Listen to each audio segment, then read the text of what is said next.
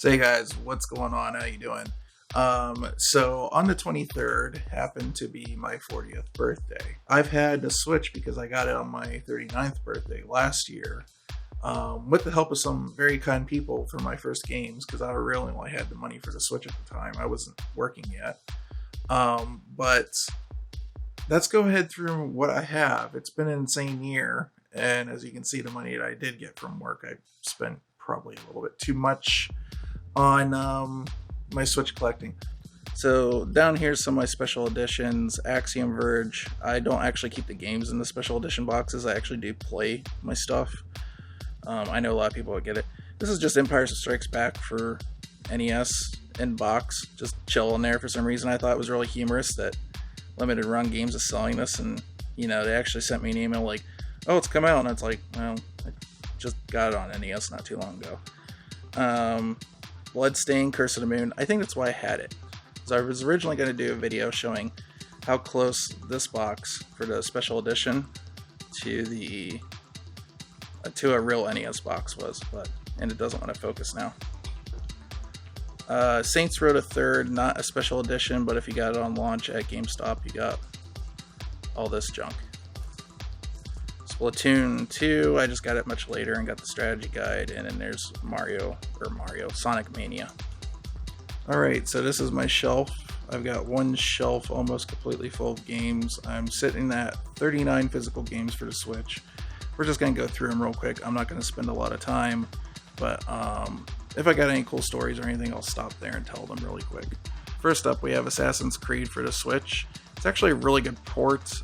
You can get nitpicky with all these ports, if you want to get into frame rate and stuff like Digital Foundry, but it's playable. I like it a lot. It runs fairly well. There's been a few rough spots here and there that I run into, but not too bad. The thing that's rough with this is the audio. The audio is really, really lo-fi in this. They get it to fit on the 16 gig cart, but hey, it's a physical version of Assassin's Creed, and we just have an Assassin's Creed on Switch, which I think is sweet. This one is actually not too common, believe it or not, and I like Atari games, as you can tell. So this is Atari Flashbacks, or Flashback Classics. Oddly, At Games is associated in some weird way with this, but thankfully the emulation is not At Games emulation. It's a really good version, and the thing I really like about it is showing 2600 games on the back. They've got arcade games on here too, like Centipede and stuff, and they actually use the touchscreen fairly well for trackball and all that. And I got this when my brother and cousin came to visit because I wanted to play some games with them, and this is what we grew up with. Okay, so I love Metroidvania style games, and as you guys saw below, I have Axiom Verge Multiverse Edition. This is just a disc for that. One of the cool things about this I found out in the art book is the Multiverse Edition. It's published by Badland Games for the Switch. This is a single guy that made this game, Thomas Happ. And Thomas has a kid with special needs. And they actually donated Badland Games donated 75%, I think it was, of their profits of this game to kids with special needs. So when I heard that, I had to pick it up. Alright, Bayonetta 2. I played Bayonetta 1 on PS3, loved it. So, Bloodstained, Curse of the Moon, as you guys see that I have the collector's edition down below. Came with the poster, the music soundtrack, like a little sleeve for this. I don't know what else. But a very good game. Runs very well on the Switch, unlike the main Bloodstained game, but it's still really good. And of course I had to get this. My main favorite, my second favorite, because now Breath of the Wild, is Symphony of the Night. So a lot of the same team went and made Bloodstained Ritual of the Night. Captain Toad Treasure Tracker. This is a game that when I didn't have a Wii U, I looked at it and I was like, I think I'd really enjoy that game. Unfortunately, it wasn't enough for me to go into the Wii U camp, but when it got ported over to the Switch, and I think this is one of the best Nintendo ports over to the Switch because they kept the same $40 price as they should. I believe all the Wii U ports should have at least stayed at the $50 price point that they originally launched at. So this being at $40 and then having actually a good amount of extra content on here. And then they supported DLC, they supported updates for actual true co-op multiplayer on here. This game is highly underrated, and if you don't have it for your Switch and you think you might like it, or puzzle games like this, you should pick it up because it is a real gem. Cave Story Plus. So this is actually, there's a couple of versions of this game floating around by Nicholas. It's there's been a reprint of it, so it's got a different cover. This is the first print of it, and this is specifically the GameStop version. So all the versions come with manuals and like a little mini music CD in them, but the GameStop version actually came with a keychain. And so that's one little extra thing here. One of the things I noticed about people that are Switch collecting or keeping track of pricing on Switch collecting and stuff, or Switch games, they're not noting like these like little variants carts that come out and stuff, and so that's something that still needs to be sorted out. So like you just see one price for Cave Story, but it doesn't say like specifically like what the GameStop version's worth. Crash Bandicoot Trilogy, don't have much to say about it. It was a good price. Matter of fact, I think it was on sale for like 30 instead of 40. I do enjoy the Crash games and just platformers in general, and it runs fairly well on the Switch. So, Darksiders War Mastered Edition. This is something you'll see with THQ games that they like to get really cute with their remastered stuff. But this is a really good port of this because a lot of the special effects and stuff from the remastered actually came over. It's not really an official variant, but there's a few of these out there where the labeling got screwed up in printing, so it's supposed to be a red label there. As you can see, it's like some of the back art actually spilled over onto the side. So there's misprints of this out there, and I think in time this will actually be worth more, the misprint, than the regular red spine out there. Alright, Donkey Kong Tropical Freeze. I will tell you this is one of the better platforms out there on the Switch. However, it being at $60, this is a candidate of why Nintendo really needs to start releasing player choice games on the Switch. I think there's a rule that says that you have to have Skyrim on every system. A recent addition on the Switch from Limited Run, this is actually from Tribute, who is the developer that did the Scott Pilgrim vs. the World game. They've also done Mercenary Kings, and this Flint Hook, I was looking forward to this game. Rerez talked this game up a whole bunch at a preview, and I've been waiting to get my hands on it. Iconoclast. This is one I did get a hold of, and this is a Metroidvania with some really deep stories about like religion, and it gets really deep. PS2 port of Katamari Damacy Reroll runs in 1080p. Unfortunately, in the US, the physical version is GameStop only, but GameStop has rectified from the original launch. Like when this first came out, there were so very few copies of this that like a day after release, it was like going for like $100 already. Since then, they've released a lot more of these in the wild, thankfully, so people get a hold of it and play it. It's a great port of the game. The music in this game is fantastic. Everybody should have Zelda in their collection, just period. That's the way I kind of feel about Mario Kart 8. Not really ranking in my top 3 best games of all time, but I do love me a good Mario Kart, and if you have a Nintendo Switch, you need to get this. I feel like this game did fairly well. I also got it digitally originally, and I liked it so much that I wanted a physical card of it, so I went on and I got the gold edition that has all the DLC and stuff. And Mario plus Rabbids Kingdom Battle is actually really charming, especially if you are a PC gamer and you like games like XCOM. It's XCOM with Mario and Rabbids characters, and it is just, I love it to death. It's such a good game. So I don't think there's going to be very many people who are crazy for Mario Tennis in general. I wouldn't call myself crazy, but I definitely like the series. Mega Man 11, not gonna lie, haven't really played it yet. Popped it in, made sure it worked and all that fun stuff, so I didn't have to, take it back. Am planning on playing this at some point, but the reason I got it is it was on sale for $15, and I'm gonna grab it for that price. Another overpriced Wii U port to the Switch. I also believe that I don't think there was enough done to this to justify the higher cost, but having said that, I like my Mario games, and this one is quite charming and good, I think. I know a lot of people poo-poo on it, but I'm enjoying it. I still haven't beaten all of it, but I'm pretty far into it, and I think it's, it's a fun little game, and it works great with the NES controllers. Okay, Nintendo Labo. Where do I get started with this? This is going to be quite the story. So let me turn the camera around, and let's take a break from looking at these games. Alright, so this year my cat got sick, and is a cat that I've had for a long time, and easily my favorite animal I've ever owned. I had this cat trained to whistle. Like when I whistle, he'd come with me like a dog.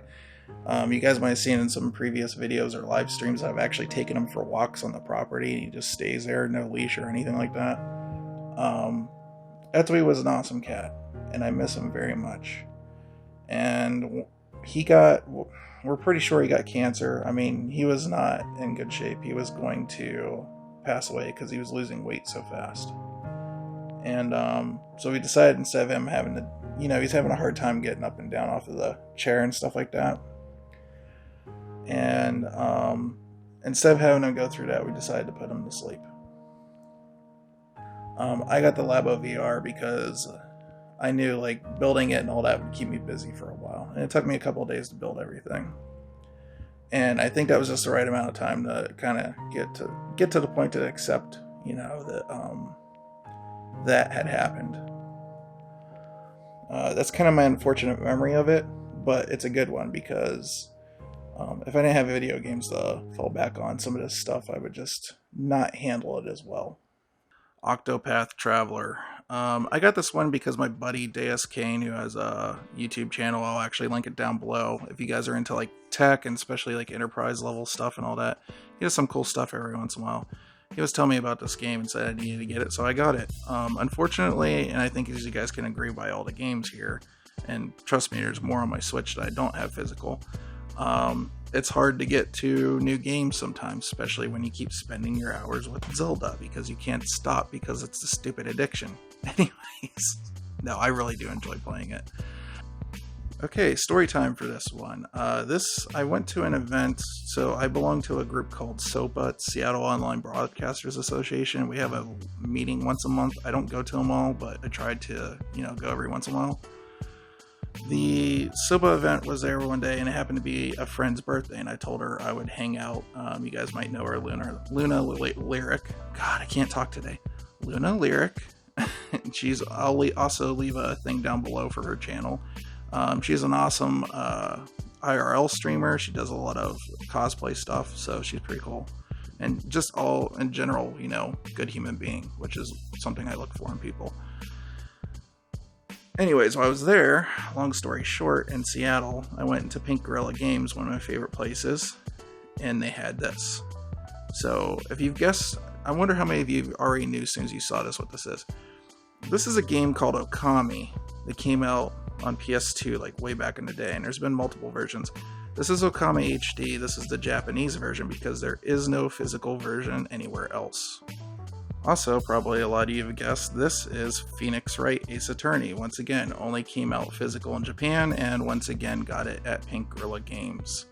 Like I said, I got Pokemon Let's Go Pikachu. I will tell you that I never played Pokemon in the past, and a lot of people complained that this is just Pokemon Yellow re-released. But this is a big help for me because honestly, Let's Go and Go are my introductory into Pokemon, so I'm really thankful that, they did that because before I get into a full Pokemon title. Red Faction Gorilla Remastered Edition, open world game. I love open world games. This is a really good version on the Switch. I've been playing this a lot lately, like, a little bit here and there. Saints Row the Third full package. Like I said, I love open world games, but this does not run really well on the Switch. It does have a patch that's out. It fixes some issues with delay in the controller and stuff, but my god, the frame rate on this game tanks sometimes. One of my games that isn't one of my biggest regrets. It's actually one of my favorite games of all time, and it's really good on Switch, and this is one I don't understand why Digital Foundry hasn't done a video on, is Sniper Elite V2. This is another one of those remastered editions that actually has the remastered graphics on the Switch, which is surprising because it's not that much more powerful than a PS3. And that's what this originally came out on. Maybe with the exception of Sonic CD, okay? And I still think Sonic CD is not on the level of this. I do think this is the best 2D Sonic game there is. Splatoon 2. People kept on telling me I needed to get this, and I didn't really understand why, and oh boy do I understand why now. I'm locked into this game. I love Splatoon 2. I'm having so much fun with it. I've done a couple streams with it, so if you guys want to see the streams, I'll link them down below as well. And but my god, Splatoon 2 is freaking awesome. I love this game. So Street Fighter 30th Anniversary Edition. This has all of my Street Fighter games. This is all the Street Fighter games that I care about. I don't really care about 4. I don't care about 5. My last main game that I really, and if you guys don't know, I used to compete in Street Fighter. There wasn't like an Evo or anything like that back then. A lot of stuff was just local.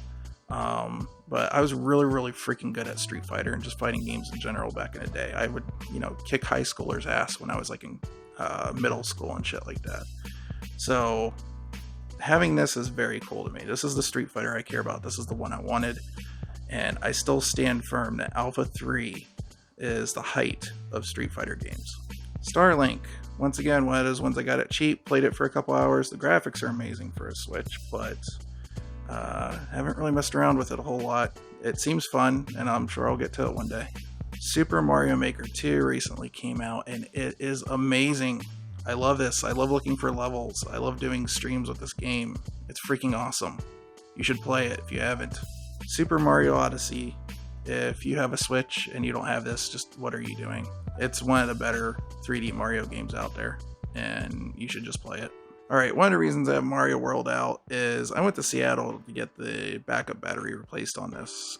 Finally went dead after 30 years, but I go to get my cart's battery done and discs resurfaced, like my PS1 discs down here at Pink Gorilla, because they got all the equipment that they need to do that. And like I said, it's one of my favorite places, and when I'm in there, I'll see something in the case, and I'm like, well, I have to get it now. So this is one of the limited run games I didn't get to in time because I was, a little bit late to the party picking up a Switch. So this is, I think, this is number 9.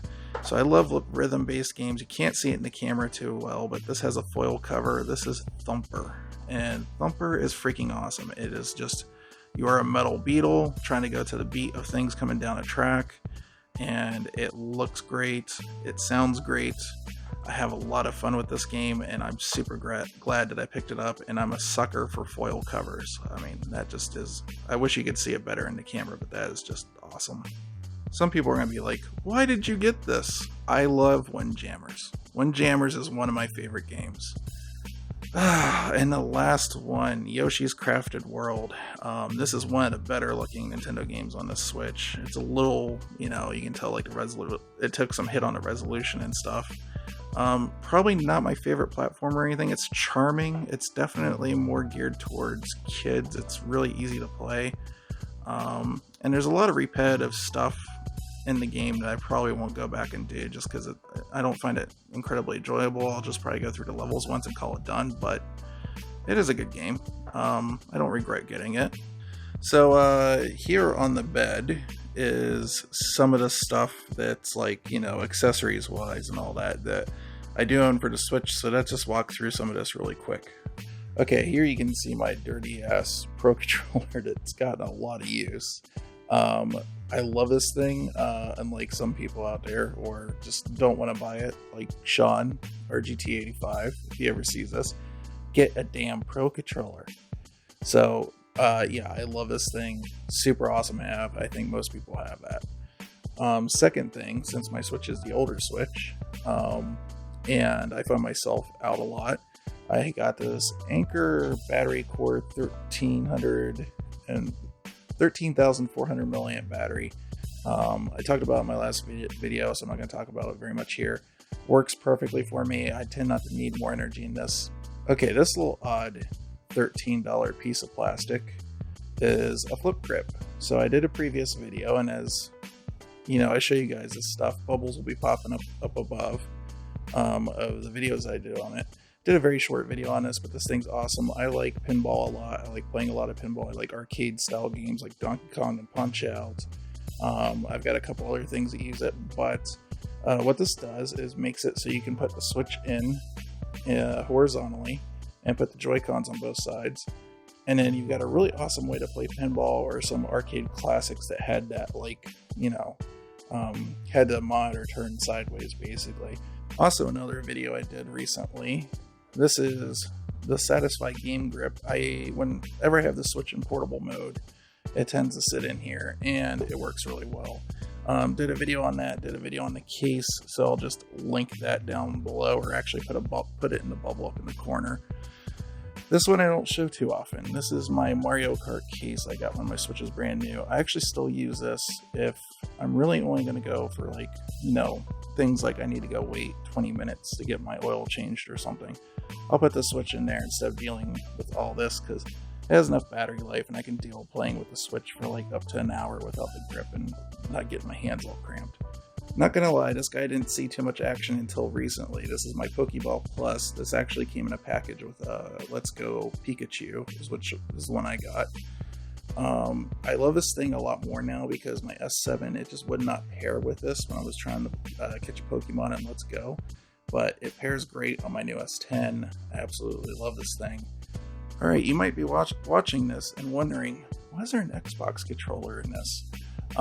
So the reason being, and this is just to let you know about this guy, this is the 8BitDo, I guess it's just called USB receiver, and you can put this in the Switch dock on the side with the USB ports. You can also use it on PC too. But what it does is it makes it so you can use other third-party controllers. Oh, knock that over. Other third-party controllers, including the Xbox controller, specifically anything from the Xbox One S and up that has Bluetooth capability, will pair with this. And it's weird because it still does like the vibration and everything with that. I guess it translates the HD rumble somehow.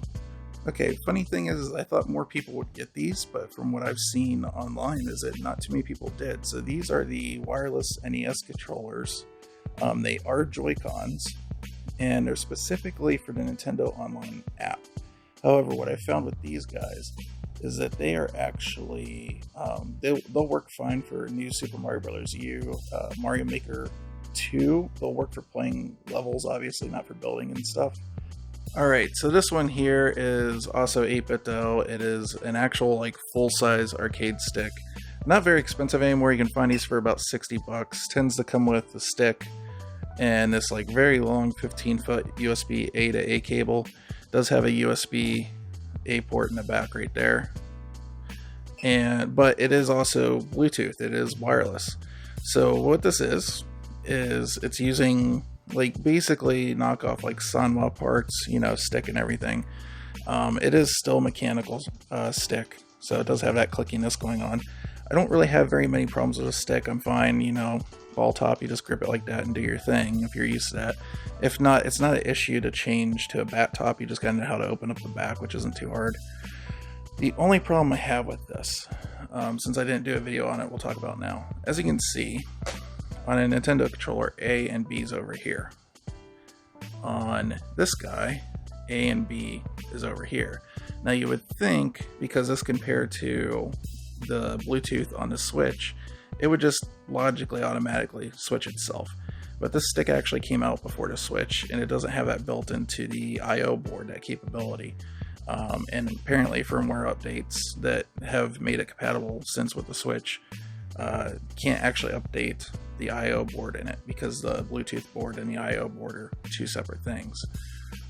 So if you want this, A is going to be over here, B is going to be here, so it's going to be reversed, which might be good if you're going to the Switch from an Xbox and that's what you're used to, but some of your games are going to be screwed up. You'll have to remap them. But in this case, what I've done, and also for the classic systems, it's backwards. So in this case, what I've done is I've actually taken the back off, and there is quick disconnects on the buttons themselves. The stick is soldered, but all you have to do is to take the quick disconnects off and switch the wiring around, and then that's your fix. So now this is B, this is A, even though it says otherwise. Okay, so this is another 8BitDo controller. I actually got this before I got my Switch, but it just happens to work on the Switch great.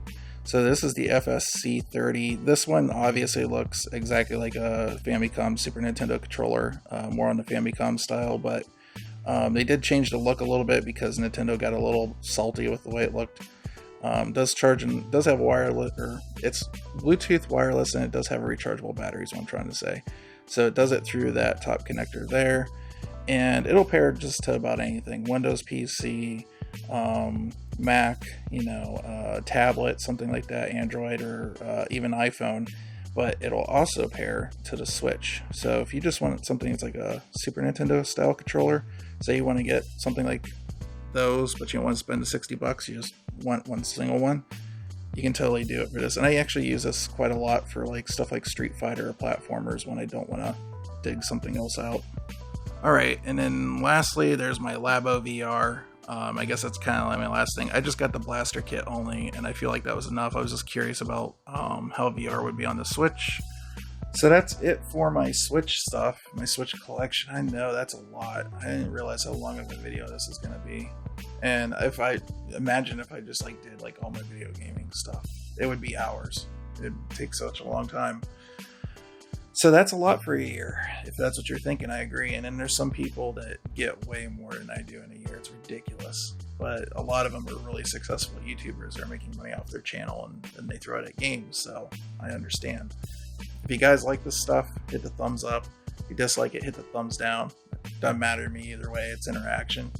If you have anything down there that you want to ask, that I went through, if you got any additional questions, if you want to share what you got in your collection so far, what your favorite game is on the Switch, anything. I'm up for any kind of discussion anytime. Hit me in the comments down below. I'm losing my voice. And I'll see you guys in the next video. Bye.